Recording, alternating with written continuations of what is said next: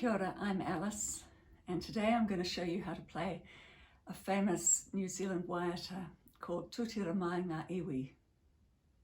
This is a really beautiful song. It was written in the late 1950s, and it turns out that we've been singing it wrong since the 1960s.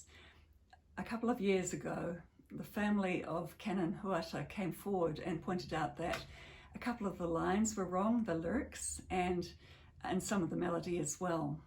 So this is an updated version. It's quite difficult to change the way you've been singing a song when you've been singing it that way for 30 years, but I think it's a really good idea. So I'll show you the chords first, then I'll show you the strum, and then we'll play the song. C, bottom string, 3rd fret. F, first finger, 1st fret, 2nd string from bottom, 2nd finger, top string, 2nd fret. D7, the one that sounds right in this song is the 2-finger D7.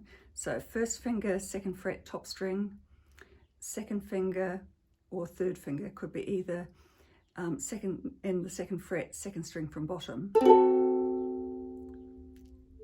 G7, 1st finger, 1st fret, 2nd string from bottom, 2nd finger, 2nd fret, 2nd string from top, 3rd finger, 2nd fret, bottom string. And C7, 1st finger, 1st fret, bottom string.